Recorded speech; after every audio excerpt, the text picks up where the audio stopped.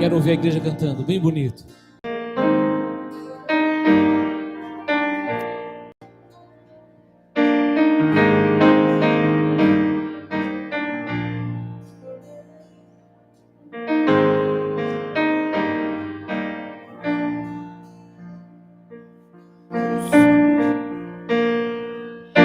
O som de uma voz comparado ao trovão, o mundo na palma da mão, um grão de areia comparado ao mar, grandeza que eu não posso explicar. Por isso, Senhor, me achego a Ti. De que maneira? Prostrado diante do altar, Reconhecendo, eu sou pecador, e Tu és Salvador. aceita, Senhor. Aceita meu humilde Cante, louvor. louve. Levante suas mãos. Levanto as mãos em oração. Agora, mais alto. Pra alcançar teu trono, ó Pai, toque minhas mãos. Eu sei sorrir ao imaginar tuas mãos a me encontrar. O Deus de toda glória, Sinta o abraço do Senhor. me abraçar. Amém, Jesus. Tá bonito. Som de uma voz comparado ao trovão, o mundo na palma da mão, um grão de areia comparado ao mar, grandeza que eu não posso explicar. Por isso, Senhor, me achego a Ti. De que maneira? Prostrado diante do altar, Reconhecendo. eu sou pecador, Tu és Salvador. Peça ao Senhor. Aceita o meu humilde louvor. Agora levante suas mãos e louve. Levanto as mãos em oração Mais alto. pra alcançar teu trono, ó Pai, toque em minhas mãos. Meu ser sorrir ao imaginar tuas mãos a me encontrar. O Deus de toda glória, vindo me abraçar. Novamente.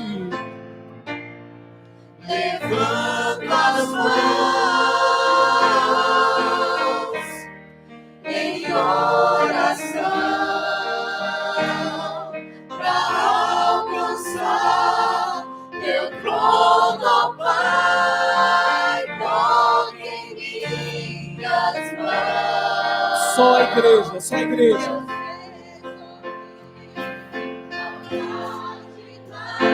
Amém. Tá bonito. Deus quer abençoar você.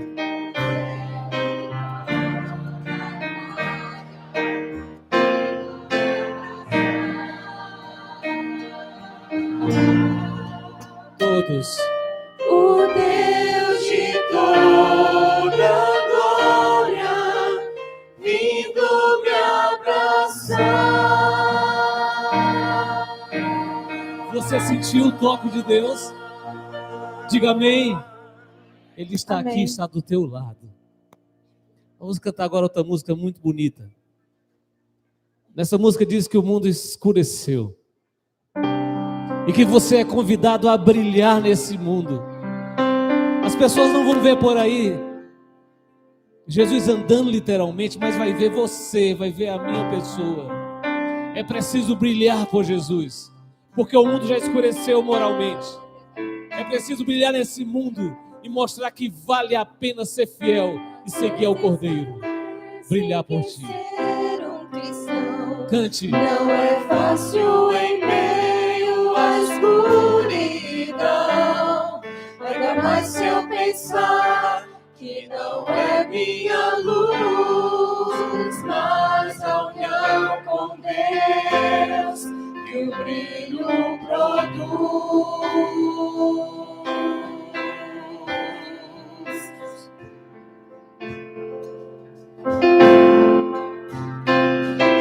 Às vezes parece difícil entender que o cristão é exemplo mesmo sem o querer.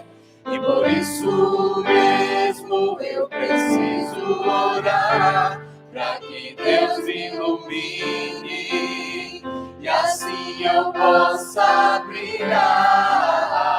Peça pro Senhor. Senhor, eu quero brilhar por ti. Quando o mundo se apagar, O mundo já se apagou. eu quero que através da minha vida alguém possa te enxergar. Faze com que mesmo sem palavras eu fale do teu amor. Diga pro Senhor. Eu quero brilhar por ti, brilhar onde quer que for.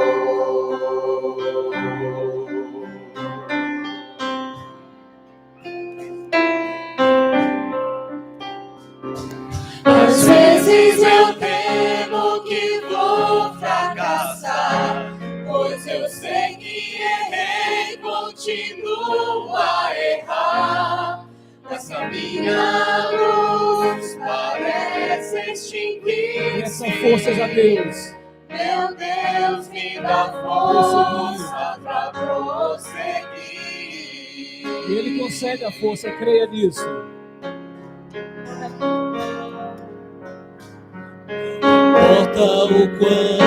Não importa o quanto eu tente me esforçar, eu só posso vencer se Ele me ajudar. E é quando percebo meu esforço é vão, e o que devo fazer Segurar sua mão. é segurar sua Agora cante bem mão. bonito, bem forte. Senhor, eu quero brilhar por ti. Senhor, eu quero brilhar por O mundo ti. já se apagou. Quando o mundo se apagar, eu quero que através da minha vida alguém possa te enxergar. Faze com que mesmo sem palavras eu fale do teu amor. Eu quero brilhar por ti, brilhar onde quer que for.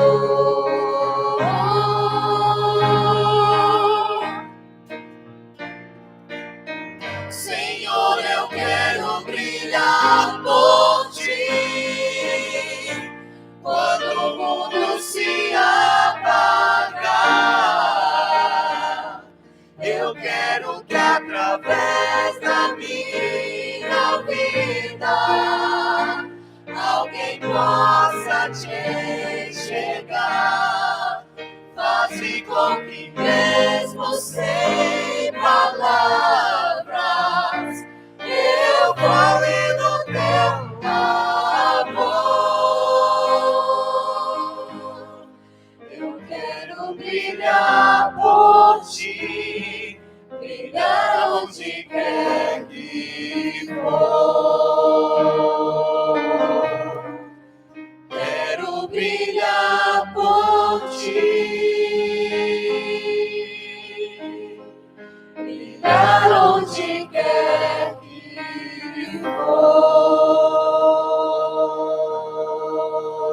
do Senhor.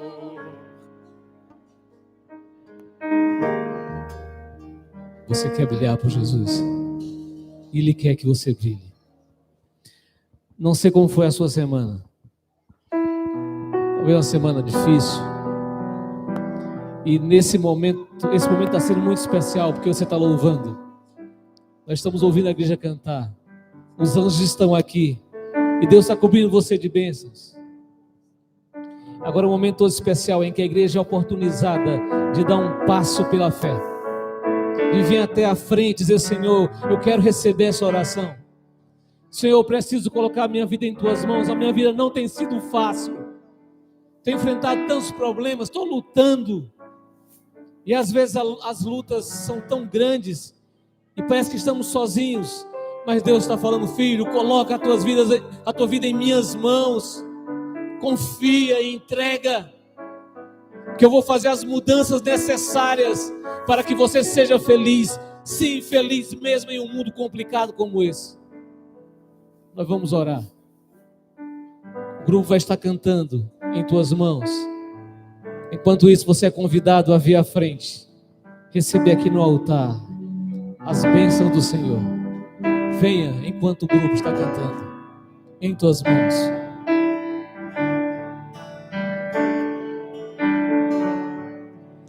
Em tuas mãos, as mãos mais seguras do universo. Em tuas mãos, coloque sua vida. Não lute. quero, ó Deus, me colocar em tuas mãos. Desenvolve, ó Senhor, teu carinho e teu amor, meus temores vou depor em tuas mãos, em tuas mãos, em tuas mãos. Quero, ó Deus, me colocar em tuas mãos.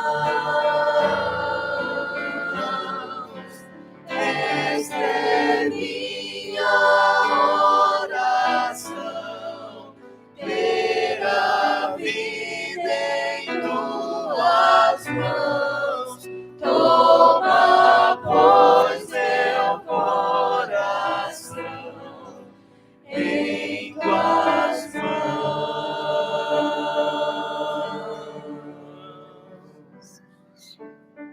Senhor Deus e Pai,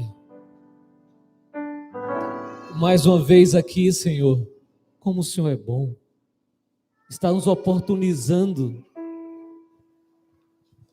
de te louvarmos, de conversarmos contigo, de ouvir a tua voz. Mais uma vez, obrigado, Senhor. Pai, aqui alguns tiveram uma semana boa, notícias boas, realizações.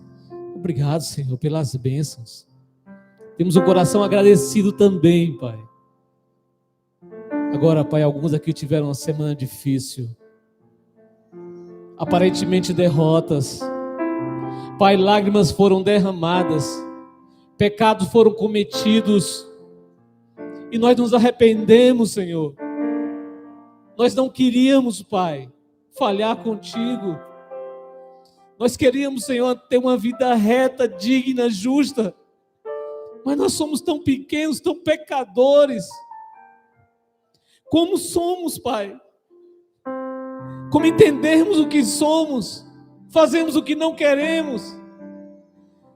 Escolhemos os caminhos tortuosos dessa vida que nos fazem sofrer. E mais uma vez estamos aqui aos teus pés aprendendo. Que mensagens maravilhosas, advertências, Pai. Mensagem também de amor, de carinho, de entendermos que temos um Deus, um Pai que se preocupa e cuida de cada um de nós. Ó Pai, mais uma vez eu peço ao Senhor, nos dê forças para nos entregarmos nos teus braços de amor, em tuas mãos, que vai cuidar da gente, vai nos orientar, guiar os nossos passos, nesse mundo que já escureceu. Ó Pai, é necessário que essa igreja brilhe.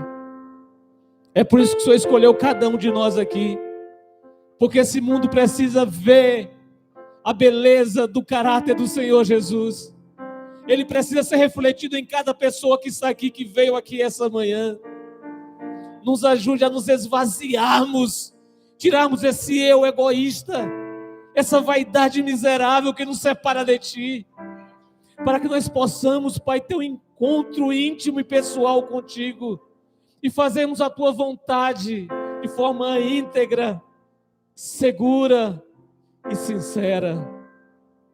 Ó Deus, pedimos as forças dos altos céus, que possa nesse momento visitar cada coração, possa trazer a cura que precisamos, a enfermidade que está nos incomodando, as dores emocionais, os problemas financeiros, os problemas conjugais, os problemas com os filhos. Pai, não é fácil viver aqui.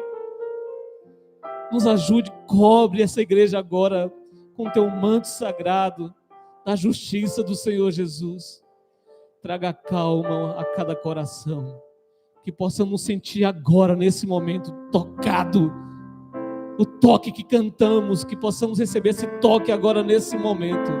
Eu te peço, Pai, não tenho mérito nenhum, Senhor, mas confio nos méritos daquele que tudo pode, o Cordeiro, o Senhor Jesus.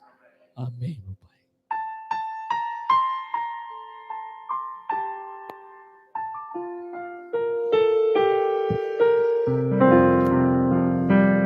Eu te amo, ó Deus, vá cantando.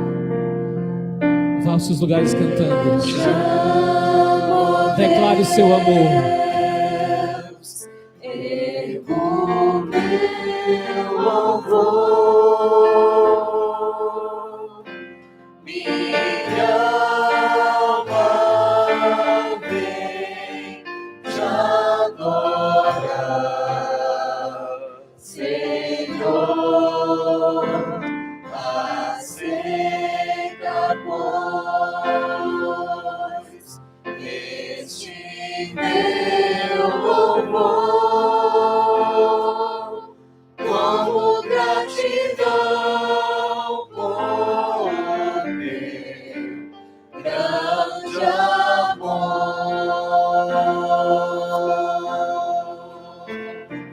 Eu te amo, Deus. Só a igreja.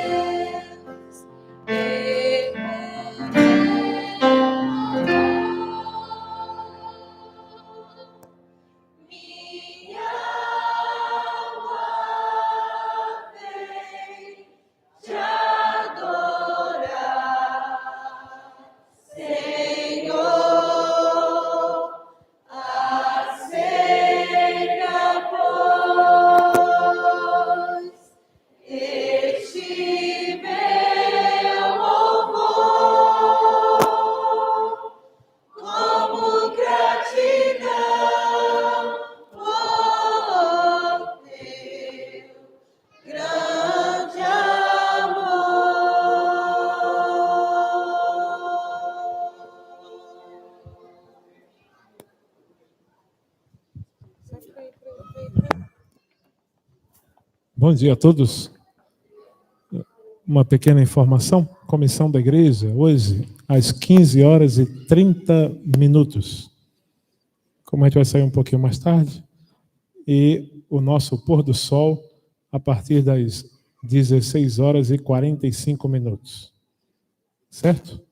Então, hoje nós teremos o nosso JA, e você tem a oportunidade de trazer seus amigos e convidados e participarmos juntos. Um pouquinho antes do JA, a comissão da igreja, a nossa última reunião, tá? E vamos traçar só uns detalhezinhos que a gente precisa deixar acertado, tá bom? Deus abençoe a todos. Obrigado porque você veio hoje à casa do Senhor. Esse fim de semana nós temos a oportunidade de ter conosco o Demétrio dos Anjos, e desde já agradecer né? Pela disponibilidade de vir a Barreiras, deixar lá os seus afazeres e ficar esses dias aqui conosco. Deus te use poderosamente, que possamos nessa manhã de sábado ter alegria no coração de poder conhecer ainda mais da palavra desse Deus tão maravilhoso. Bom dia, feliz sábado. Pode abrir sua Bíblia aí em Salmos 46. O tema de hoje será o retorno do rei. Salmos 46. Mas antes de ler aqui Salmos 46, ontem me fizeram no Instagram me fizeram várias perguntas, aqui na igreja também presencial me fizeram algumas perguntas, e as perguntas do Instagram eu consegui responder, acredito eu. Se eu não respondi, me manda mais lá que eu respondo. Demetrio dos Anjos, numeral 7. Mas ontem aqui na igreja fizeram uma pergunta pedindo uma fonte. Um irmão pediu a fonte de um texto que eu citei, sem citar, mas eu acabei citando o texto.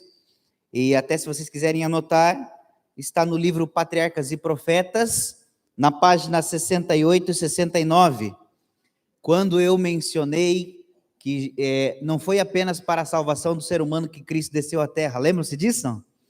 Mas foi para reivindicar o caráter de Deus perante o universo, lembram-se disso?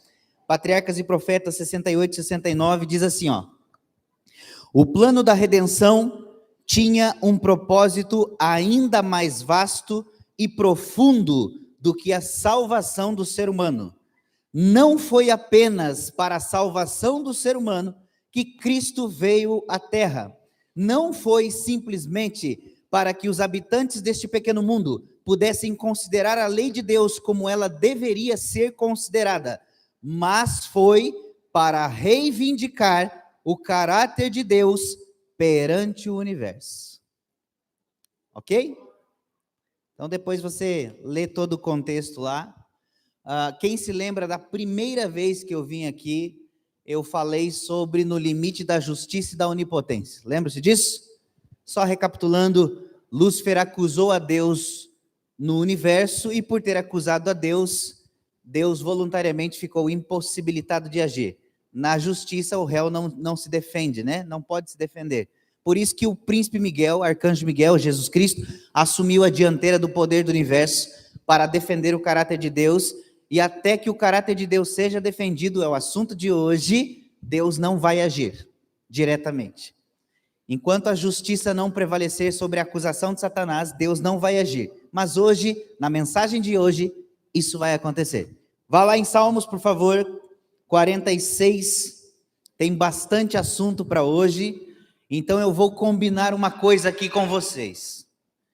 Se quiser gravar, grava, se quiser filmar, filma. Se quiser escrever, escreve. Muitas vezes, na maioria das vezes, eu não cito os textos. Alguém falou para mim assim, por que você não cita os textos? E eu vou te contar o porquê. Uma vez eu estava pregando numa igreja, e o assunto era profecia. Eu gosto muito de profecia.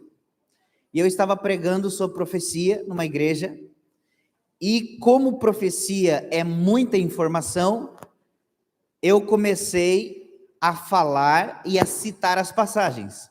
No livro tal, na página tal, está escrito isso. O profeta tal, no capítulo tal, no verso tal, descreve isso. E eu fui citando.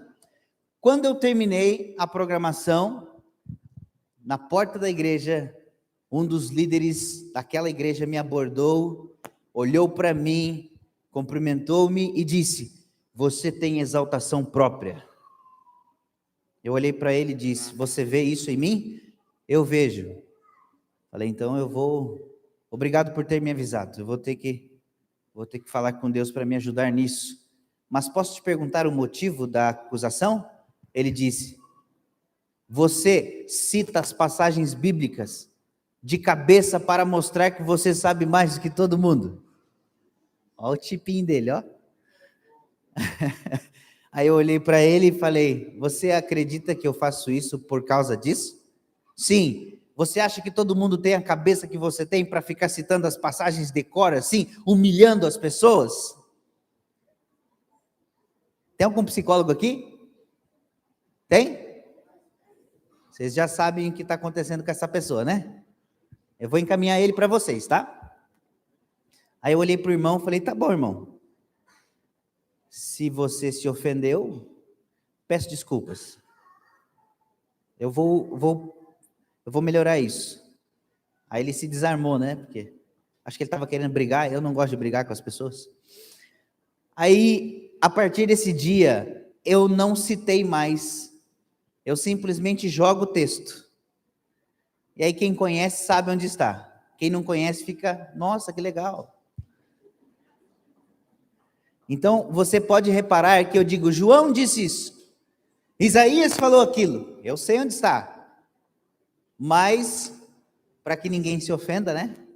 João disse isso. Isaías falou aquilo. E às vezes eu cito algumas passagens. E aí, como me questionaram ontem, você poderia mas foi um questionamento saudável, não foi crítico. Você poderia me entregar a fonte? Claro, irmão. Então está aqui. A fonte, Patriarcas e Profetas 68 e 69. Hoje eu vou seguir a mesma linha. Eu vou citar aqui e ali. Fica de ouvido atento aí. Se alguma coisa chamar atenção, depois você me pergunta onde que está, que eu te falo. Tá bom? Mesmo porque é muita informação e o tempo vai passar rápido. Aí, ó, já passou. Salmos, capítulo... Qual capítulo eu disse? 46. Diz assim, ó. Antes, Senhor, vamos precisar do teu auxílio para entender o que está escrito aqui. E pedimos que teu Espírito esteja conosco nesse momento. Já está aqui, nós sabemos que o Senhor já está aqui. Obrigado por fazer parte desse culto. Espero que seja agradável ao Senhor. Mais uma vez, sem demagogia alguma, é necessário que eu diminua para que o Senhor cresça. Obrigado por tudo, em nome de Jesus, amém. Deus é o nosso refúgio e fortaleza, é isso aí não? Socorro bem presente nas tribulações. Portanto, preste atenção nos detalhes do texto. A primeira palavra que me chamou a atenção aqui foi tribulações. Deus é o nosso refúgio e fortaleza. Socorro bem presente nas tribulações. Portanto, não teremos medo ainda que a terra se transtorne e os montes se abalem no seio dos mares. Ainda que as águas tumultuem e espumejem e na sua fúria os montes se estremeçam. Olha a situação caótica da terra. O verso 6, bramam as nações, reinos se abalam, Deus faz ouvir sua voz, e a terra se dissolve. A terra o quê? Se dissolve. Mas ela se dissolve por qual motivo? Qual motivo fará a terra se dissolver? Só o quê? De quem? Qual? Pai, Filho ou Espírito? A terra se dissolve. Só dele falar. Existe algum espanto nisso? Não. Ele criou o universo todo só falando. É muito fácil fazer a terra se dissolver só ele falando também. Você consegue perceber por que Deus fica em silêncio? Consegue perceber? Eu sempre questionei isso. Por que Deus vive em silêncio?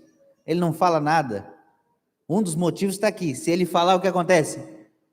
Então, que ele fique em silêncio mais um pouquinho. Que se ele falar, a terra se dissolve. Tamanho é o seu poder. Diz mais lá no verso 9. Ele colocará fim à guerra até os confins do mundo. O que Salmo está falando para nós hoje? Agora alguns vão pular aí do banco.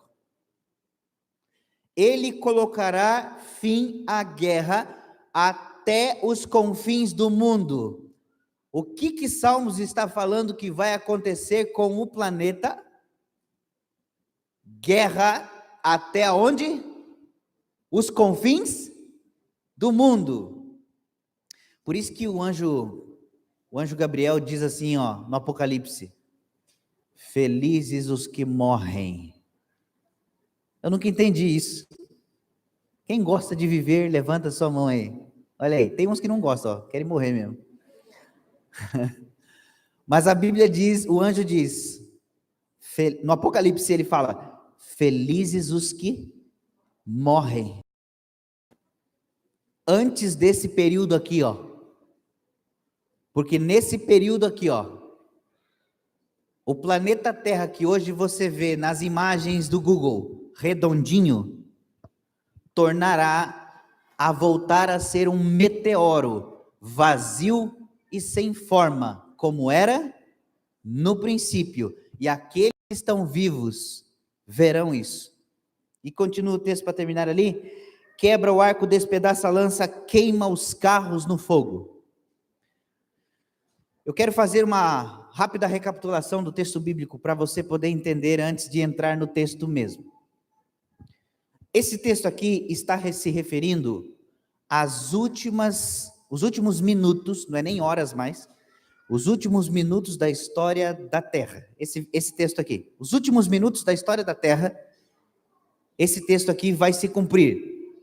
Antes desse texto aqui, eu quero voltar no momento onde os reinos do mundo se levantam com a finalidade de destruir aqueles que pertencem a Deus. Quem são essas pessoas? O Apocalipse diz que elas estão espalhadas entre todos os povos, tribos, línguas, eu vou aumentar uma palavra aqui, religiões e nações, ok? Essas pessoas pertencem a Deus, estão em todos os credos do mundo. Muitos são sinceros, vivem no erro, no sentido, não conhecem a verdade bíblica, mas eles não conhecem por falta de instrução mesmo. Alguns não conhecem porque são enganados por seus líderes religiosos. E então, Deus preparou um momento para que todos os seres humanos, não me pergunte como, porque eu não vou saber te responder, mas Deus preparou um momento para que todos os seres humanos ouçam e tenham contato com a verdade bíblica. E esse momento, essa forma, Deus vai operar do jeito dele, não vai ser do nosso jeito. Não seremos nós, aspas, né? Não seremos nós que iremos completar a obra da pregação do Evangelho, porque nós não temos esta capacidade para fazer isso. Não vai ser, eu vou corrigir minha frase, não será pelos planos humanos, não será pelas nossas estratégias de evangelismo, que nós iremos completar a última pregação do Evangelho, porque nós não temos condições para isso. Deus vai ter que interferir, o Espírito Santo vai interferir, e de uma forma miraculosa, divina, vai usar os servos dele, servos e servas, e estes irão completar a obra, com o máximo poder vindo do céu. Quando essa situação estiver prestes a acontecer, eu vou ter que entrar num roteiro aqui para você entender. Não se assuste, um roteiro aqui para você entender. Fazendo aqui uma análise rápida da natureza humana, desde Adão até a natureza dos habitantes que irão viver nas últimas horas da história do mundo. O pecado, metaforicamente aqui como um vírus letal, contaminou a nossa natureza, a minha natureza, a sua natureza, contaminou a nossa mente. Então hoje, eu arrisco-me a dizer, olha o que eu vou dizer agora, quem está filmando, filma agora, senão você vai perder essa. Eu arrisco-me a dizer que nós não temos mais pecado. É heresia isso ou não? A carinha de vocês é demais. Eu arrisco-me a dizer que nós não temos mais pecado. Eu arrisco-me a dizer que nós somos a personificação do pecado. Não tem um texto na Bíblia que diz, falando de Jesus, e o verbo se fez carne e habitou entre nós? Tem? Se tivesse um texto para nós, ia dizer assim, ó, e o pecado se fez carne e habitou entre nós.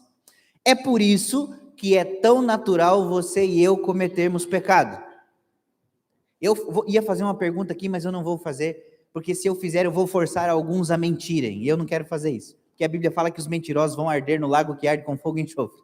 Então não vou forçar você a mentir, mas eu vou fazer uma pergunta retórica, Pergunta retórica é pergunta de reflexão, não responda, simplesmente guarde aí. Pergunta retórica é a seguinte que eu vou fazer para você aqui. Quantos de vocês se arrependem quando cometem pecado? Não levante sua mão, se você levantar você vai mentir. Nós não nos arrependemos, eu não me arrependo. E agora você vai se assustar ainda mais, talvez nunca mais me convidem para voltar aqui. Eu gosto de cometer pecado. Você fala, você é louco? Não, eu não sou louco. Eu aprendi quem eu sou. E agora eu estou um passo mais próximo de ser salvo. Porque os sãos não precisam de médico. É só os doentes. E Deus sabe que o seu povo é um bando de leprosos, imundos. É um bando de cegos. É um bando de paralíticos. E infelizmente alguns são endemoniados. E as curas que Jesus fez na terra foi para mostrar isso. Ele veio mostrar de forma física e espiritual a situação do seu povo. Cegos, leprosos, paralíticos, endemoniados, e Cristo veio curando todos eles. Só não conseguiu curar uma raça: os religiosos. Olha só, cegos foram curados, paralíticos foram curados, leprosos foram curados, do povo de Deus. Endemoniados foram libertos, mas os religiosos, não há o que se fazer com eles, infelizmente. Então, quando eu entendi que era um leproso, eu orei e disse, Senhor, todo dia eu falo isso, Senhor, se o Senhor quiser, pode me tornar limpo. E todo dia ele responde, eu quero, fica limpo.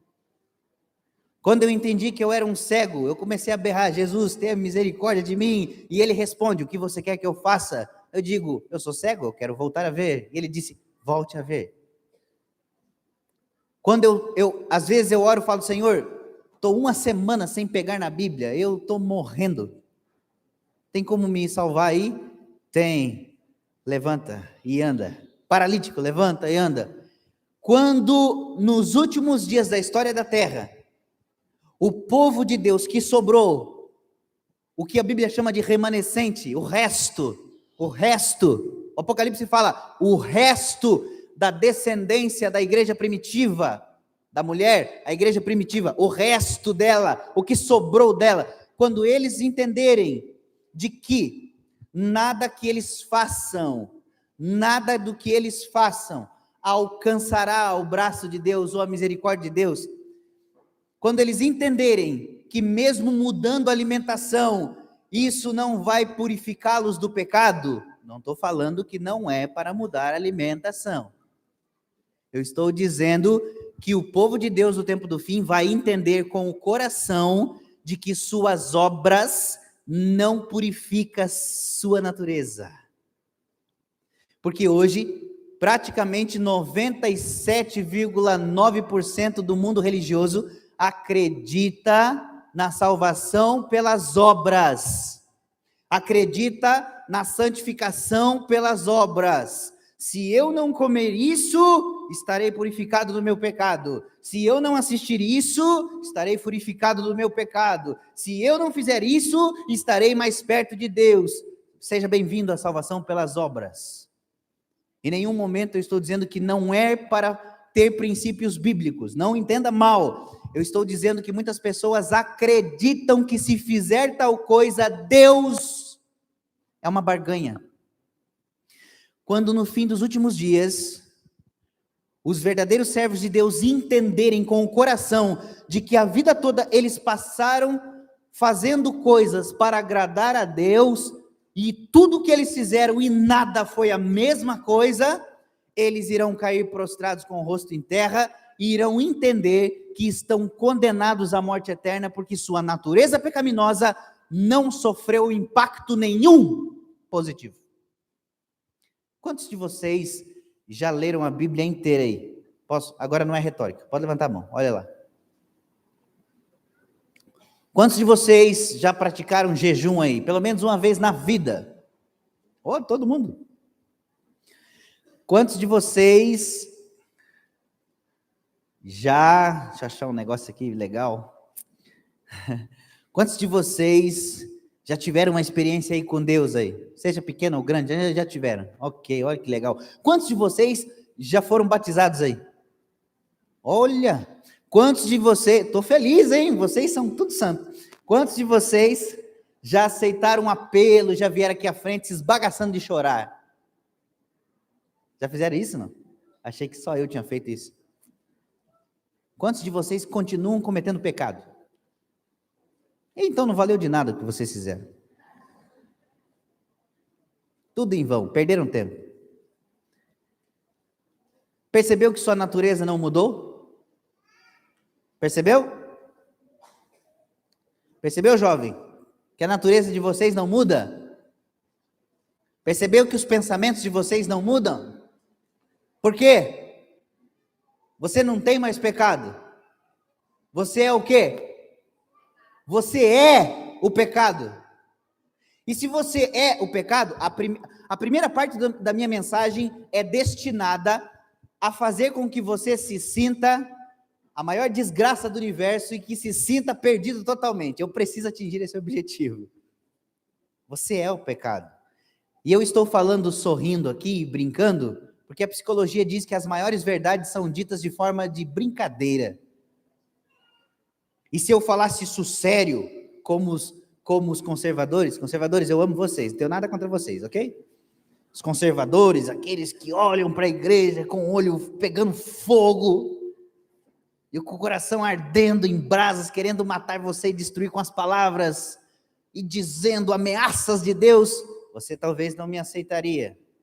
E talvez você até se levantaria e fosse embora. Mas como você está vendo aqui um rostinho alegre, feliz, sorrindo, teu cérebro fica confuso. Ele tá chamando a atenção da gente? Ele tá chamando a atenção da gente. Ele está falando que eu sou o pecado. Mas ele está rindo. Será que ele está falando sério? Será que ele está brincando? Que rapazinho irreverente. Você é o pecado. Não há o que se fazer com você. Você é orgulhoso. Você é mentiroso. Você é falso. Cruel.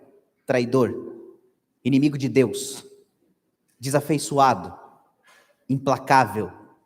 Caluniador. Você é tudo isso. Está perdido. Certamente está perdido. Se os céus se rasgarem agora, se os relâmpagos da glória divina fuzilarem, eu sou o primeiro a morrer antes de vocês. Por quê? Estou perdido. Esse é o primeiro ponto da mensagem. Se você esquecer toda a mensagem, essa parte você não pode esquecer. Mas agora ela não vai terminar assim, porque é muita desgraça para ela terminar assim. Então agora nós vamos para o segundo ponto. Primeiro ponto, tudo que o homem é ou faz para Deus e nada é a mesma coisa. Antes de ir para o segundo ponto, deixa eu contar uma historinha. Eu tenho 3 filhos. E o pequenininho, que não é mais pequeno, eu falo pequeno porque tem 7 anos, mas é o menor dos 3. Quando ele tinha 2 aninhos, ele falou assim: pai, eu quero... A língua do Cebolinha, né? Eu quero desenhar. Falei, quer desenhar? Quero. Peguei um papel, falei, senta aqui do lado do papai então. Peguei um papel, peguei um lápis, dei para ele. Eu disse assim, o que você vai desenhar? Os olhinhos dele brilhavam, ele disse assim, eu vou fazer um au-au. Você vai fazer um au-au? Então faz um au-au aí. E aí, enquanto ele fazia o au-au, eu estava trabalhando, fazendo outra coisa, eu me distraí do menino, o menino ficou ali uns minutinhos, e logo depois que ele fez o au-au, ele falou, papai, timinei. Falei, timinou? Timinei. Oh, coisinha mais linda do papai. A gente fica bobo, né? E acho que a criança olha e fala, mas como ele é bobo? Será que eu vou ficar assim quando eu crescer? Aí ele terminou. Aí eu disse, deixa eu ver seu au-au. Aí ele me mostrou a folha, todo orgulhoso, me mostrou a folha. Tinha tudo na folha, menos...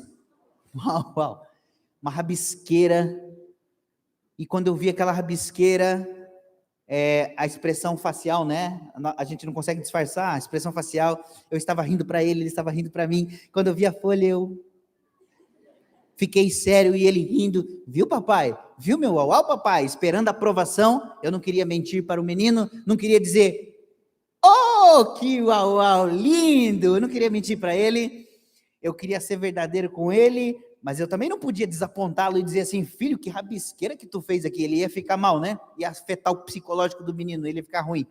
E eu, inconscientemente, vendo aquela rabisqueira, no meio dos rabiscos, tentei procurar uma pulga para justificar que era um cachorro. Ah, tô vendo aqui a pulguinha do cachorrinho, filho. Nem isso eu achei.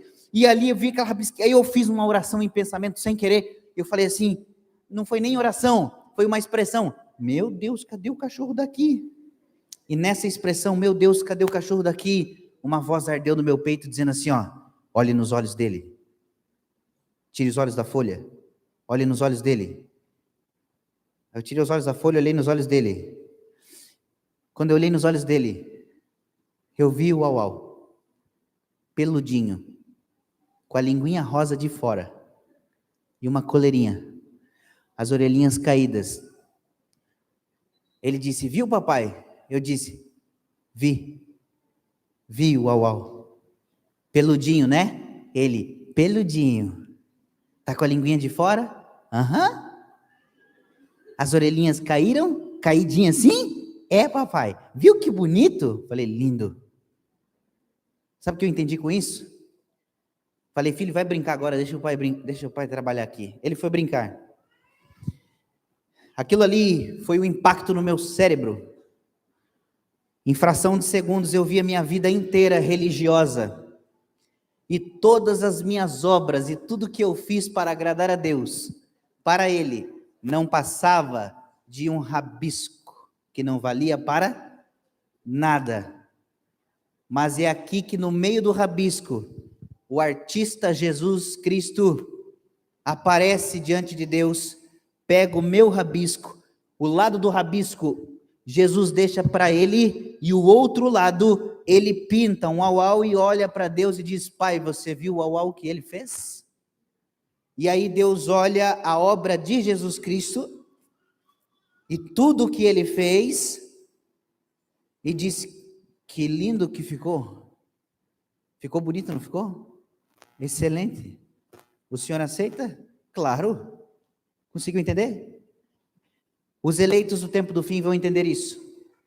Que os seus rabiscos, que suas obras, suas mensagens, suas músicas, seus instrumentos, sua roupa, suas palavras, para Deus, seus atos de justiça, os seus atos de justiça, hashtag partiu dar comida para o mendigo, os seus atos de justiça para Deus não servem de nada. Só que eles entenderam que o único caminho era entregar os rabiscos ao artista principal, e o artista principal com o sangue transforma num quadro e mostra para Deus dizendo, ficou bom o que eles fizeram? E aí Deus olha e diz, excelente. O senhor gostou? Claro. Vai aceitar? Totalmente. O nome disso chama-se justiça de Cristo.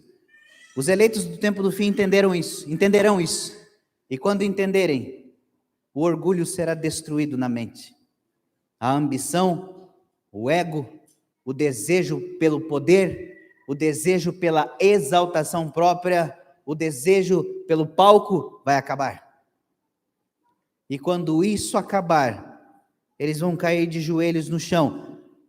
E ao cair de joelhos no chão, eles começam a chorar em angústia, implorando a Deus que salve eles, apesar deles mesmos.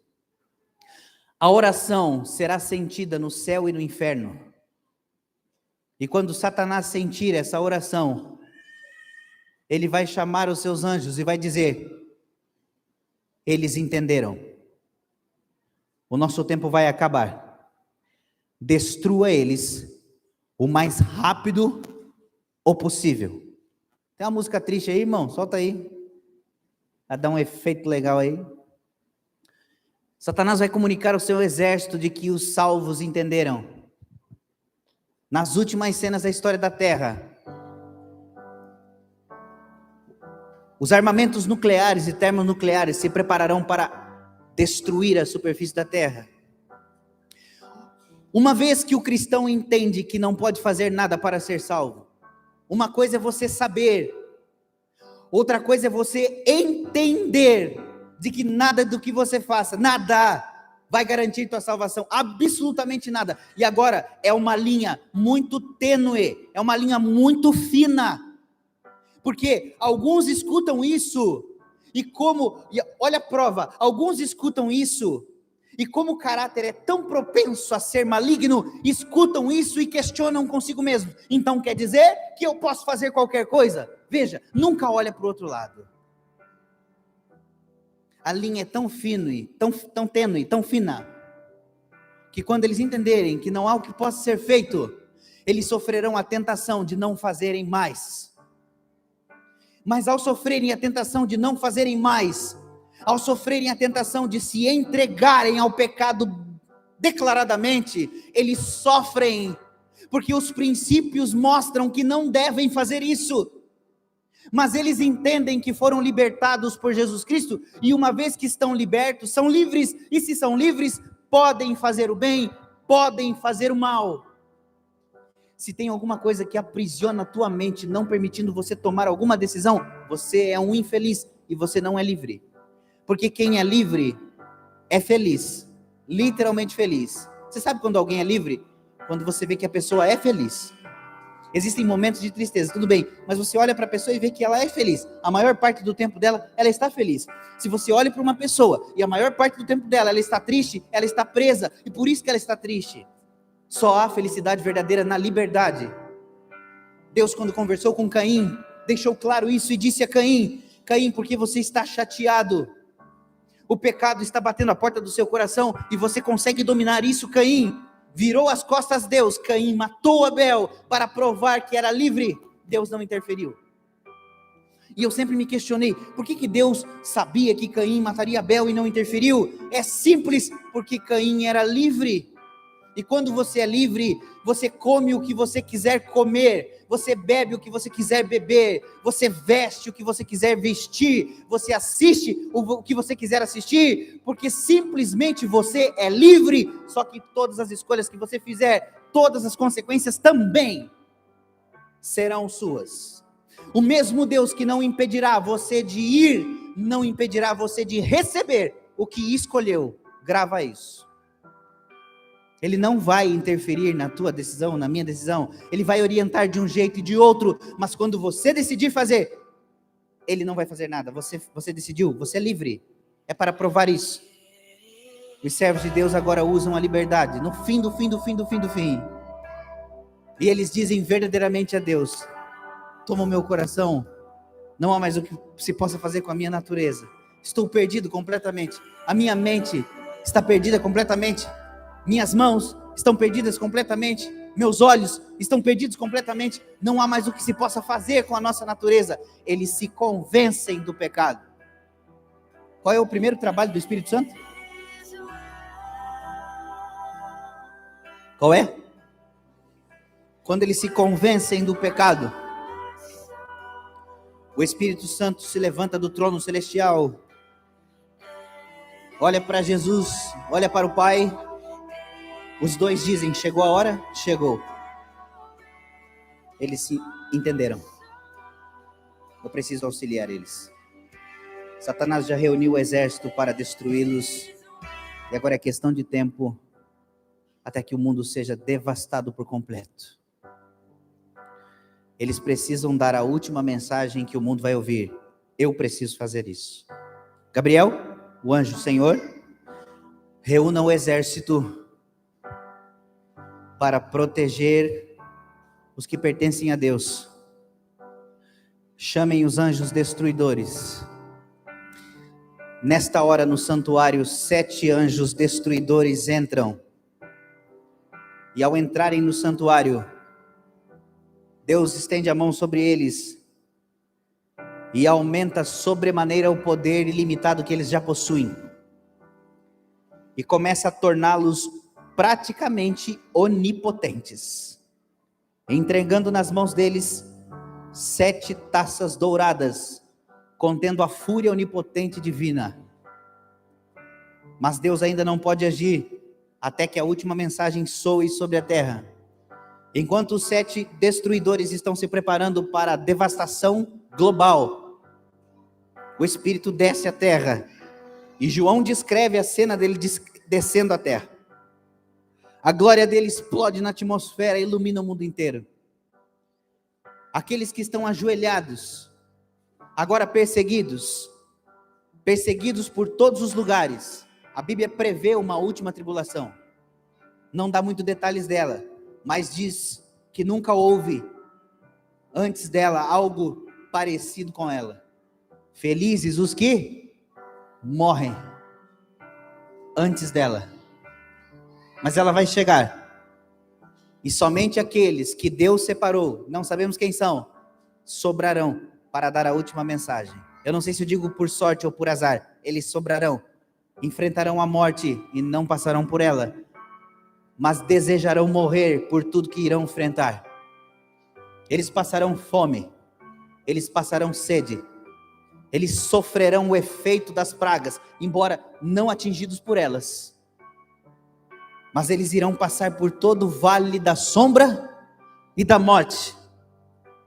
Nessa hora, quando eles entendem isso, o Espírito desce sobre eles e ouvem a voz de Deus dizendo: teus pecados estão perdoados.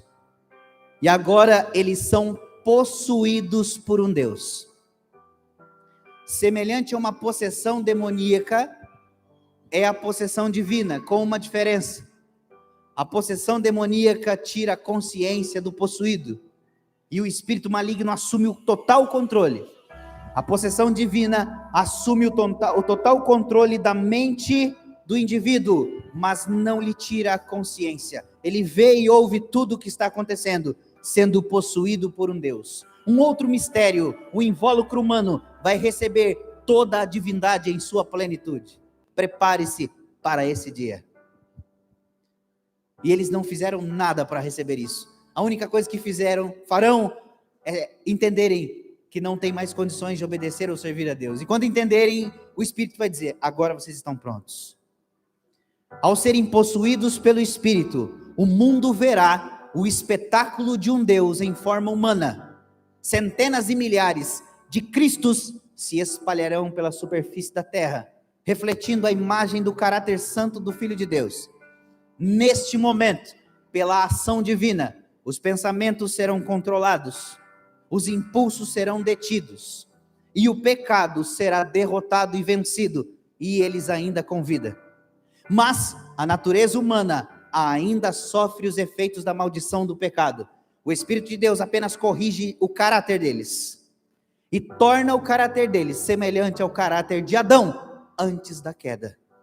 Habilita eles a resistir toda e qualquer tentação, antes de Jesus Cristo voltar nas nuvens do céu com poder e grande glória. Do santuário, ele contempla o seu povo na terra, e vê o seu povo conforme sua imagem, conforme a sua semelhança. Ao levantarem eles a mão direita, paralíticos voltam a andar, cegos voltam a ver, leprosos são purificados, curas e milagres para todos os lados, mas o maior efeito é a palavra. Ao levantar eles a voz, centenas e milhares se convertem em um só minuto, em uma só hora, em um só dia. O evangelho avança de uma forma desproporcional, sem auxílio de TV, sem auxílio de rádio, sem auxílio de recurso financeiro, porque eles estão sendo caçados e perseguidos como animais pelo mundo inteiro. À medida que aumenta o poder divino sobre a natureza deles, a radiação de Deus começa a sair e o rosto começa a encandecer e a brilhar de santa consagração. Mesmo querendo se esconder, não é possível, porque eles brilham naturalmente com a glória de Deus. O mundo é atraído até eles e eles ensinam todas as coisas conforme a Bíblia promete. A fúria dos demônios não conhece limite.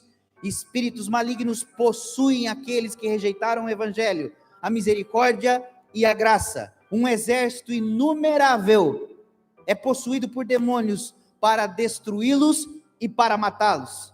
Satanás manipulará os elementos da natureza para provocar destruição em toda parte e lançar a culpa sobre Deus. Anjos de Deus descem do céu numa velocidade indescritível para proteger aqueles que pertencem a Deus. Eles enfrentarão a angústia qual nunca houve. neste momento, os armamentos da terra são liberados e milhares do povo de Deus serão destruídos, mortos, metralhados, cairão como moscas à direita e à esquerda. Pânico total, porque a fé deles agora é abalada. Eles estão morrendo e estão assistindo os seus irmãos morrerem numa angústia terrível. Não há mais, houve um silêncio no céu. Eles não ouvem mais Deus. Eles clamam, mas não são atendidos. Eles suplicam, mas tecnicamente não são ouvidos. Quando a última alma ouvir a última mensagem, quando o último ouvido escutar a última mensagem, um anjo vai subir ao santuário, entrar no santuário, ajoelhar-se e dizer a Jesus Cristo: Senhor, todos eles ouviram a última mensagem e fizeram suas escolhas. Cristo vai dizer: terminou então? O Espírito Santo vai dizer da terra a Jesus: terminou, já estão selados, marquei todos eles. Então o Pai vai dizer aos anjos destruidores: desçam a terra e destruam todos aqueles e tudo aquilo que não estiver o meu selo, que não tiver o meu Espírito, não poupe nenhum deles. E os 7 anjos preparados para destruir o planeta saem do santuário. A trombeta celestial toca. Ela é ouvida em todo o universo. Satanás escuta na terra, olha para cima, chama os anjos malignos e diz: preparem-se, os destruidores estão vindo. Nada pode impedi-los. Um deles, enquanto desce a terra, desvia-se o curso do universo e vai diretamente para a superfície do Sol.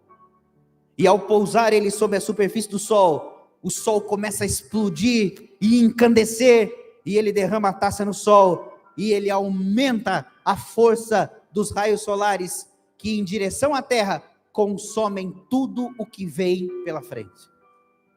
Plantas, casas, ervas, animais. Outro, como uma bomba atômica, cai no meio do oceano, derramando a taça no meio do oceano, as águas começam a se converter em sangue. Outro desce à terra e fere a fonte das águas, e elas começam a se tornar em sangue, e os destruidores começam a destruir tudo, não há o que fazer. Para combater os destruidores, Satanás libera as armas nucleares e termonucleares em todo o planeta Terra, e ordena aos seus anjos que destruam o planeta o mais rápido possível. E agora os servos de Deus começam a fugir, e não há mais a cortina do invisível. Os olhos santos e consagrados conseguem ver perfeitamente querubins e serafins em sua natureza, sem ser afetado por ela.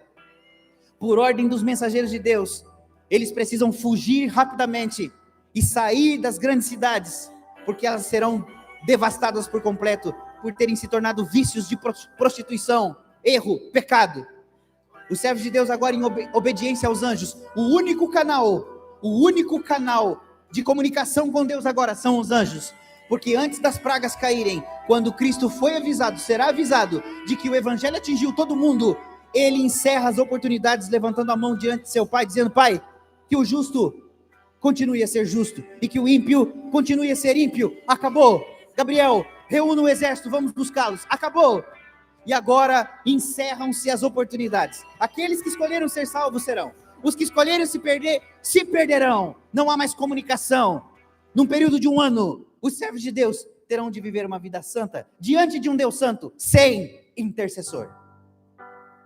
O único caminho que eles têm, a única comunhão que eles vão ter agora com mensageiros celestiais. Não conseguem mais falar com Jesus. Ele saiu do santuário e ele disse: sem mim, ninguém vai ao meu Pai. Eu sou o caminho e a verdade e a vida. Se não for por mim, ninguém vem ao Pai. Uma vez que o Filho de Deus saiu do santuário, nenhuma oração sobe mais. Os servos de Deus não sabem disso, ainda estão sofrendo com a angústia de sua natureza pecaminosa, mas cheios do Espírito Santo, eles decidem confiar que Deus tem poder para salvá-los, independente de quem eles são. E quando estão no calor da angústia, o Espírito Santo leva a mente deles ao passado e faz com que eles se lembrem de todos os heróis da fé. Os heróis da fé foram os piores seres humanos que existiram sobre a face da terra. E Deus permitiu que a sua vida vergonhosa, fosse exposta diante do mundo, para que o mundo pudesse olhar os heróis da fé lá na prateleira e entender a diferença de quem é o homem e de quem é Deus. Na galeria dos heróis da fé, nós temos o assassino Davi, um homem que tinha prazer em matar pessoas, ele tinha desejo por matar pessoas, ele tinha vício em matar. O mesmo Davi que nós aplaudimos aqui à frente, que nós chamamos de herói, não passa de um lunático, psicopata e assassino. Ele matava por prazer. As mulheres cantavam: Saul matou só 1000, Davi matou 10.000, como se isso fosse um orgulho. 20 pessoas. Essas 20 pessoas estavam fazendo protesto na rua. Peguei minha metralhadora e matei todos eles. Amém? Estou falando de Davi, que matou tanta gente, que Deus disse: não vai fazer o santuário para mim, viu? Não, mas eu vou fazer, vai ficar legal. Suas mãos estão cheias de sangue. Estou falando de um homem que matou o outro para ter a mulher do outro. Estou falando de um homem, como tem crianças aqui, eu vou pegar leve. Um homem que castrou 200 filisteus para casar com a filha do rei. O rei disse: se você castrar aí, 100 filisteus, eu te dou a minha filha. Ele foi lá e castrou 200. É um louco ou não é? É um psicopata ou não é? É um doente ou não é? Esse homem está na galeria dos heróis da fé. Como que eu entendo isso? Alguma coisa está errada, ou com a Bíblia, ou com o que eu aprendi sobre Deus. Mas eu vou falar de outro. Eu vou falar de outro que se matou, que tirou a própria vida. Outro que morreu com ódio, que morreu com raiva. Outro que estava cego, que passou a vida com prostitutas. Ungido de Deus, passou a vida com prostitutas, e agora no final da vida, cego, com raiva, com ódio, ele diz, amarrado nas colunas: Senhor, devolve a minha força. E eu fico imaginando Deus dizendo: por que você quer sua força? Porque eu quero matar os filisteus. Esse homem agora, puxando as colunas, se mata e mata um monte de gente. Na galeria dos heróis da fé. Como é que entende isso? Mas eu vou falar com outro que casou com a própria irmã, cometendo incesto. Depois teve outra mulher, ainda casado com uma, teve outra, cometendo adultério. Mentiu. Está lá como pai da fé, na galeria dos heróis da fé. Nunca entendi Hebreus. E eu falei para Deus: alguma coisa está errada. Mas também fiquei feliz. Falei: eu vou ser salvo. Eu não fiz metade disso aí. Deus está mostrando para você que nada que você faça, nada vai garantir tua salvação. A salvação não é o que você faz, é em quem você crê, como você crê. Todos esses monstros, demônios em formas humanas, que estão lá na galeria dos heróis da fé, eles fizeram coisa que até Satanás falou assim: caraca, eu não ia fazer isso. Esses aí entenderam uma coisa, que independente de quem eles eram, eles entenderam quem era Deus, e da força e do poder que Deus tinha, para salvá-los a despeito deles mesmos. E quando eles entenderam isso, eles se converteram, e quando eles se converteram, Deus os salvou. Esses homens, nós veremos eles em breve. E agora, o povo de Deus fugindo nas montanhas, se escondendo. Satanás tenta destruí-los, os anjos de Deus descem à terra, e então homens armados de todos os lados começam a atirar, muitos vão morrendo, mas quando Cristo levanta a mão lá em cima dizendo: feito está, sua voz é ouvida em toda a terra, E quando a voz de Deus é ouvida em toda a terra, feito está. O Espírito Santo diz ao anjo Gabriel: Gabriel, dê ordem ao exército para que a partir de agora nenhum fio de cabelo caia dos que sobraram com vida. Porque todos que tinham que ouvir a mensagem já ouviram. E a partir de agora, proteja-os. Destrua quem tiver que destruir. Proteja eles. É agora que se cumpre Salmos 91. Uma frota de aviões com bombas atômicas e com metralhadoras, os helicópteros se dirigem para as montanhas para destruir o povo de Deus. Mal sabem eles que a ordem do céu foi dada para que ninguém morra mais.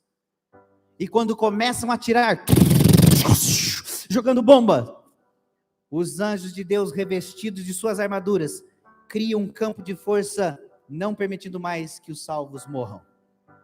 Os armamentos nucleares e termonucleares ricocheteiam no campo de força dos anjos e voltam a atingir os ímpios. 1000 caem de um lado, 10.000 caem do outro. Os servos de Deus não podem mais ser atingidos. Eles se esconderam no esconderijo do Altíssimo e descansaram à sombra do Onipotente. Praga nenhuma vai chegar até eles. Eles não podem mais ser atingidos. Deus dará ordem aos seus anjos para que os guardem, para que os protejam, para que não tropecem mais em nenhuma pedra. Eles cumpriram a última missão da pregação do Evangelho. Feito está. Logo, nuvens negras sobem e chocam-se umas às outras. Entre o fuzilar dos relâmpagos, os querubins e serafins levantam a mão ao céu, fazendo com que relâmpagos atinjam os aviões e helicópteros e queimando os carros de guerra. A Bíblia diz: o Senhor queimará os carros de guerra, os tanques de guerra que estão andando sobre a superfície da terra para atirar, agora são destruídos. A terra se abre, a terra se fende, os armamentos caem dentro dos buracos, os vulcões entram em erupção e começam a jogar lava e fogo para todo lado. O fogo da terra une-se ao fogo dos lençóis do céu, de relâmpagos que fuzilam para todo lado. Os destruidores começam a manipular os elementos da natureza, começam a levantar a superfície da terra e começam a arremessar pedras para todo lado. Os anjos começam a destruir tudo. Outros mexem com furacões e tornados, sobem a atmosfera da terra e começam a fazer com que os ventos ultrapassem a casa de 500 km por hora, varrendo tudo pela frente. Outros vão em direção ao oceano, removendo o limite do oceano, e as águas começam a engolir tudo para proteger os servos de Deus. Eles representam a ira divina, sem mistura de misericórdia. Nada mais vai encostar naqueles que pertencem a Deus. Entre a ação dos anjos divinos destruidores, entre a ação dos demônios, a nuvem negra que cobre o céu, entre o estalar de relâmpagos, abre-se um espaço de glória indescritível. E o Apocalipse diz: abriu-se então o santuário de Deus, e foi visto a arca da aliança, e houve vozes, relâmpagos e trovões. Os seres humanos olham para cima, o espaço de glória indescritível se abre, e o Filho de Deus abre o propiciatório da arca da aliança celestial, e remove de lá de dentro as pedras de safira tiradas do trono de Deus, e abre diante da multidão que contemplam as letras dos 10 mandamentos. Até quem está correndo consegue ler. Rochedos e montes voando para todo lado, o oceano engolindo tudo, transtorno total na terra, e lá aparece escrito: não terás outros deuses diante de mim. O Apocalipse diz: ouvi vozes, relâmpagos e trovões, não terás outros deuses diante de mim. Todos aqueles que tiveram desejo de ser como Deus, todos aqueles religiosos que se assentaram na cadeira de Deus e julgaram os pecadores, condenaram os pecadores como se fossem deuses, agora não terão como escapar diante dessa sentença. Não farás para ti imagem de escultura. Todos aqueles que negligenciaram adorar somente a Deus e se prostraram e se curvaram e veneraram e cultuaram imagens de escultura feita pela mão do homem, não terão agora desculpas diante da lei de Deus. Não tomarás o meu santo nome em vão. Todos aqueles que levantaram batendo do peito, dizendo: eu sou adventista, eu sou batista, eu sou católico, eu sou cristão, e viveram uma vida ao contrário do que Deus ensina, carregaram o nome de Deus nas costas, e agora são ameaçados pelo terceiro mandamento: não terei por inocente o que tomar o meu santo nome em vão. O quarto mandamento explode com labaredas de fogo. Lembra-te do dia de sábado. Líderes religiosos que passaram a vida enganando seu povo, dizendo que o sábado foi mudado para o domingo, agora não tem mais desculpas, e ao contemplar que a lei de Deus é eterna, santa e imutável, ela não pode ser alterada. Honra teu pai e tua mãe. Os filhos desobedientes agora terão de enfrentar a fúria divina por ter ousado a quebrar esse mandamento. Não matarás, os assassinos não têm para onde fugir. Não adulterarás, os adúlteros estão agora desesperados. Não furtarás, não dirás falso testemunho, e não cobiçarás nada do teu próximo. As letras da lei aparecem, e quando Deus tem a confirmação de que todos entenderam e todos leram, os céus voltam a ficar escuro. Gabriel sobe a atmosfera e derrama a última taça, e pedras de Saraiva começam a devastar a superfície da terra. Nada fica em pé por onde a última praga passar. O mais terrível dos flagelos, diz a Bíblia. O profeta Isaías, ao contemplar a cena, ele descreve com espanto, com terror, no capítulo 24, no verso 1, diz Isaías: eis que o nosso Deus irá devastar a superfície da terra. Vai desolar a superfície da terra, vai transtornar a superfície da terra, vai dispersar os moradores. O que acontecer ao povo, vai acontecer aos sacerdotes, ao servo, ao senhor, à serva e à sua dona, ao comprador e ao vendedor, ao que empresta e ao que toma emprestado, ao credor e ao devedor. A terra será totalmente devastada e totalmente destruída, porque foi Deus quem disse que vai fazer. Agindo eu, diz o Senhor, quem impedirá? A terra pranteia e se murcha, o mundo está se enfraquecendo sobre os mais altos da terra. Na verdade, a terra está contaminada por causa dos seus moradores, porquanto transgridem as leis, violam os estatutos e quebram a lei de Deus. Por isso, a maldição consumirá a terra, e os que habitam nela se tornam culpados por isso. Serão queimados os moradores da terra, poucas pessoas irão restar. E ele diz mais: demolida está a cidade em estado caótico, todas as casas fechadas, ninguém pode entrar. Na cidade reina a desolação, e a porta está reduzida a ruínas. Acabou. E nessa hora o povo de Deus vai estar com o rosto em terra, agarrado ao solo, chorando, sofrendo, com medo. Ouvirão uma voz do céu dizendo: olhem para cima.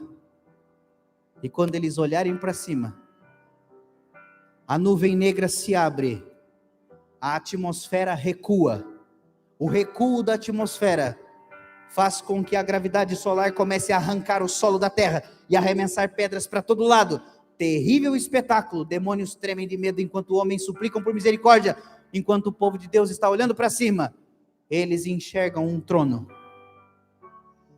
E entre fuzilar de relâmpagos, à direita do trono, 10 milhares vezes 10 milhares. E à esquerda do trono, milhões de querubins e serafins. Ao centro do trono, um em pé, com a coroa, uma capa vermelha, os olhos como chama de fogo, um cinturão de ouro à altura do peito, e escrito: Rei dos Reis, Senhor dos Senhores. É nessa hora que eles levantam os olhos para o céu, em prantos, em lágrimas, e cantam o que está escrito em Salmos 46, verso 1. Deus é o nosso refúgio e fortaleza, socorro bem presente nas tribulações. Ainda que a terra se transtorne, ainda que as montanhas se abalem no seio dos mares, não teremos medo. Acabou. Ao soar da trombeta de Deus, a terra sacode mais uma vez, quebrada, desigual, toda destruída, pegando fogo, fumaça para todo lado. tudo desigual e quebrado da superfície da terra. Ao soar a trombeta de Deus, a poderosa voz de Miguel diz: despertem vocês que estão no pó da terra. As sepulturas começam a explodir, a escuridão da terra dá lugar à luz que sai do solo. Labaredas de luz saem do solo em direção ao céu. As sepulturas irão abrindo e os mortos saem completamente revestidos da glória divina. Santos, inocentes, incontaminados. O rosto dos salvos encandece com a glória de Deus ao contemplar aquele que está no trono. E num piscar de olhos, Cristo completa a redenção deles, trocando o corpo mortal pelo corpo imortal. O caráter já está pronto, só falta mudar o corpo agora. Justos vivos, justos que morreram e ressuscitaram, juntos sobem até a nuvem. Parece um filme, não parece? Que privilégio, Deus colocou o roteiro do nosso futuro na Bíblia. É só seguir agora. O roteiro do nosso futuro está na Bíblia. Eu quero terminar essa mensagem.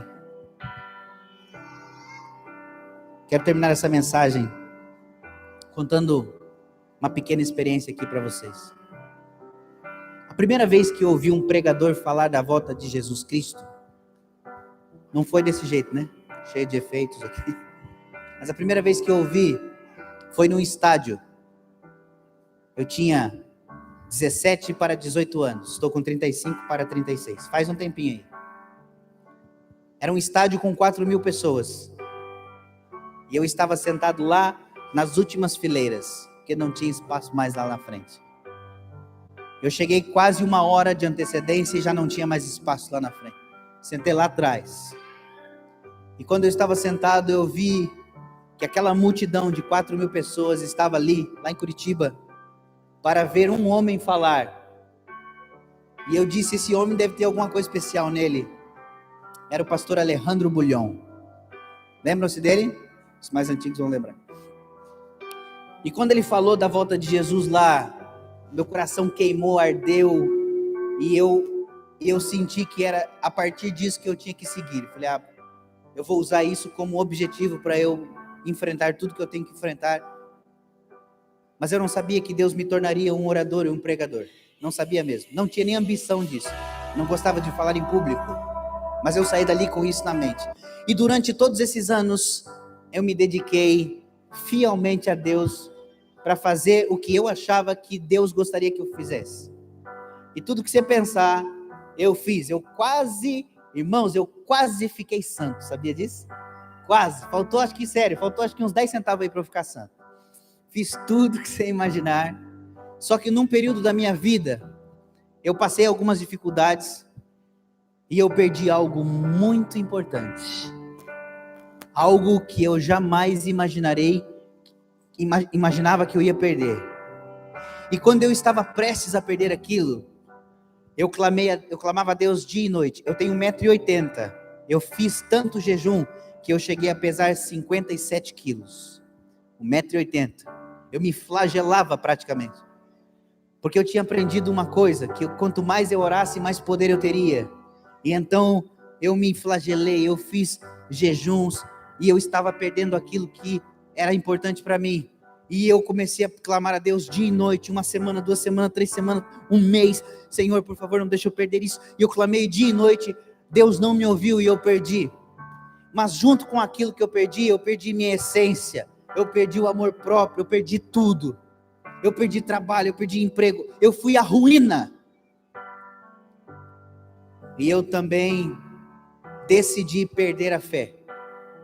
E eu peguei minha Bíblia, coloquei ela dentro do meu armário e fiz a última oração e disse o seguinte a Deus: eu clamei, eu supliquei, eu orei, e qual foi a resposta que você me deu? Silêncio. Eu passei X anos da minha vida, aí eu comecei a jogar na cara de Deus as minhas obras. Eu passei X anos da minha vida dando estudo bíblico para X pessoas. eu consegui batizar X pessoas, eu devolvia o dízimo, eu devolvia a oferta, e eu fui dizendo tudo que eu achava que era minha moeda de troca, e eu fui dizendo, e sabe o que Deus respondeu? Silêncio, desesperador silêncio divino, o terror do silêncio de Deus. E eu vomitei tudo aquilo nele, porque era a última vez que eu ia falar com ele. E quando eu terminei de falar tudo, eu disse assim, ó, já que você gosta do silêncio, já que você ama o silêncio, fique com o meu. E depois virei as costas para Deus e desci no mais profundo do abismo. E fiz tudo que eu quis, o que eu não quis, o que eu podia, o que eu não podia. Desci no mais profundo do abismo. No começo a minha consciência era atormentada, depois não mais. E eu dizia para Deus, me encontre se quiser. Se quiser me de volta, me encontre agora. Não farei força alguma para voltar para você. E descia, e descia, e descia, e descia. Escuridão, escuridão, frio, frio. Quanto mais escuro, mais frio. A mente foi mudando, o caráter foi mudando, o corpo foi mudando. E fui descendo. Eu nunca tive meio termo. Deve ser um distúrbio neural isso. Ou eu estou completamente congelado, ou eu estou completamente incandescendo. Não há um termômetro que liga do frio morno para o quente. Desci. E, como diz lá no sul, desci com força. Mas quando eu cheguei lá no fundo, aí eu não tive mais força para subir e nem voltar. E o meu sofrimento foi tão intenso, que a mulher que me criou já estava com 75 anos de idade. Minha avó, praticamente fui criado por ela. A minha família ligou para mim, já fazia uns 2 meses que eu não via ela. Minha família ligou para mim, me acharam, me localizaram. Onde você está? Falei, por que querem saber? A mãe quer ver você. Falei, vocês sabem que eu não posso ir ver ela na condição que eu estou. Ela vai sofrer. Ela quer ver você, ela já infartou 3 vezes, ela não vai aguentar um 4º infarto. E ela está pedindo por você de dia e de noite. Ela sabe que você não está bem. Vocês contaram para ela? Não, ninguém contou para ela. Mas ela sente. Mãe é algo divino. O coração da mãe está ligado ao coração do filho. A mente da mãe está ligada à mente do filho. E tudo que você passa ou sofre, você pode estar a quilômetros de distância de sua mãe sente. Estou errado, mães? Eu fiquei longe dela para ela não ver que eu estava sofrendo, porque eu sabia que ela ia sofrer, mas ela sentiu. E eu estava trancado no silêncio há meses, então eu decidi ir até onde ela estava. E quando eu cheguei, ela estava sentada, eu tomei fôlego, e quando eu cheguei, ela estava sentada no sofazinho, com uma cobertinha sobre as pernas, porque é muito frio, e ela estava sentada ali. E quando eu cheguei, eu beijei a testa dela, me ajoelhei e falei, tudo bem? Ela segurou meu rosto e disse, onde você estava? Eu disse, eu estava trabalhando. Ela ficou alguns segundos me olhando. O olho dela foi enchendo de lágrima. Eu estava segurando. Aí ela disparou a palavra e disse assim, está doendo, né? Eu disse, um pouco. Está sofrendo, não está? Minhas tias começaram a chorar. Eu pedi para que saíssem. Eu disse um pouco. Estava escondido, né? Quando eu era criança e eu sofria, eu me escondia. Vivia escondido. Parece que as coisas não mudaram depois de adulto. E ela disse, estava escondido? Eu disse, sim, estava. Ela falou assim, tenho um recado para você. Falei, pode falar. Essa noite, Deus falou comigo, disse que você estava sofrendo, mas que não queria mais falar com Ele. E ele disse que a única pessoa na terra que você iria ouvir era eu. Então disse para eu falar para você que ele ama você, que o que aconteceu você não entende agora, mas vai entender em breve, e que ele não tem culpa e pediu para você voltar e tirar sua Bíblia de onde você guardou, porque milhares de pessoas ainda precisam ouvir ele por teu intermédio. Eu chorei. Ela disse: traga uma vasilha, eu vou vomitar. Minhas tias trouxeram a vasilha, ela começou a passar mal e infartou mais uma vez. Quando ela infartou, só deu tempo de eu estender a mão, ela caiu do meu braço. Um pouco antes de perder o fôlego, eu precisei romper o silêncio. Com a mão esquerda amparei a cabeça dela e com a mão direita eu disse: que o Senhor te abençoe e te guarde. Que o Senhor faça resplandecer o teu rosto sobre ti e tenha misericórdia de ti. Que o Senhor sobre ti levante o seu rosto e te dê a paz. Ela disse: amém. Morreu.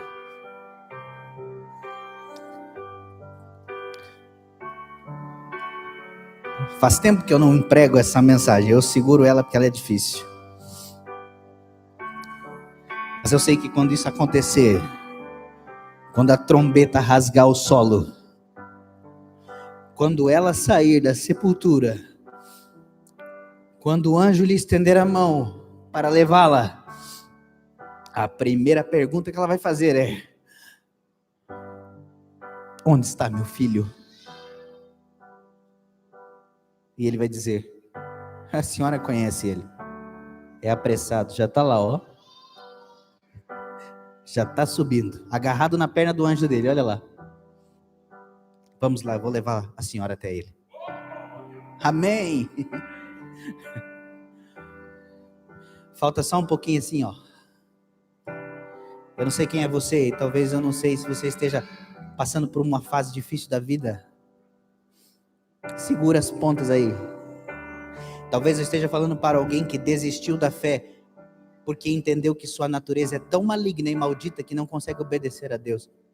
Continue, porque você está na frente de muitos que não viram o que você viu. Você pode ser salvo a partir desse momento que você entendeu que você precisa de salvação. E talvez eu esteja falando para alguém que esteja na dúvida se aceita Cristo através do batismo ou não. Se essa mensagem não te convenceu, eu não sei mais o que pode te convencer. E eu quero me despedir hoje de vocês dizendo que o Senhor te abençoe e te guarde. Já me perguntaram ontem por que você sempre faz essa oração. Agora vocês têm essa resposta. Essa oração me faz lembrar da promessa que eu fiz de que não abandonaria Deus mais, independente de qualquer coisa. Que o Senhor te abençoe e te guarde.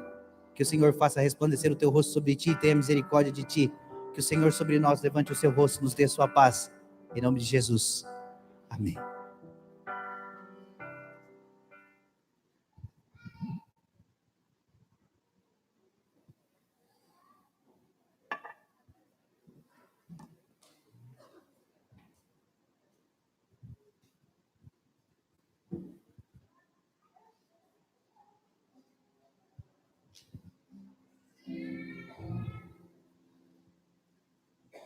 Nós vamos finalizar nessa manhã cantando essa música que marca um pouco a nossa história, mas acima de tudo é o desafio para cada um de nós diante daquilo que nós ouvimos nessa manhã de sábado.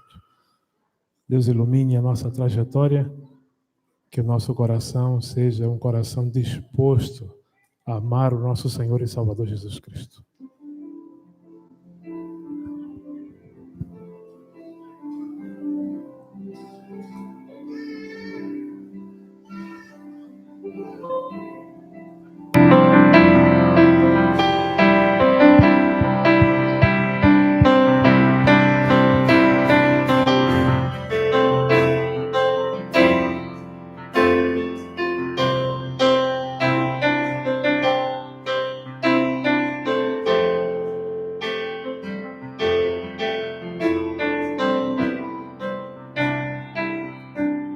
Todos juntos? Alguém está pedindo um pedaço de pão. Alguém está querendo um pouco de atenção. Alguém está chorando por não ter a solução. Alguém está buscando encontrar a salvação. Temos que mostrar o que é o amor. Somos a voz, somos as mãos, somos esperança e luz. Temos que falar, temos que mostrar o que é o amor. Há muitos que procuram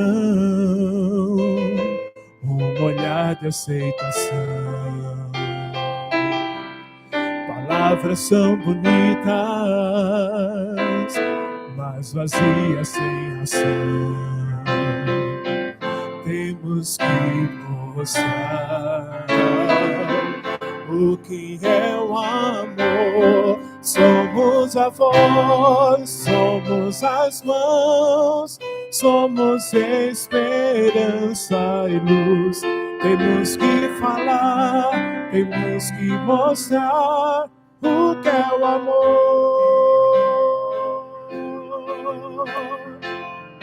Precisamos aprender o que realmente é viver, percebendo que existe muito mais a se fazer. Somos a voz, somos as mãos, somos esperança e luz.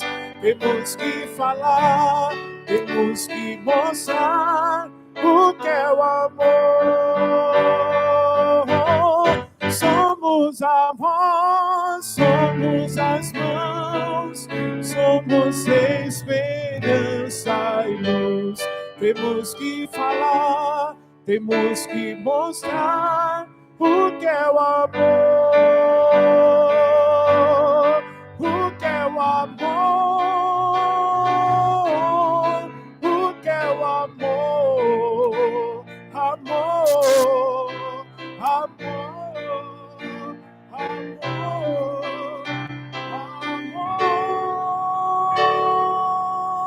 amor.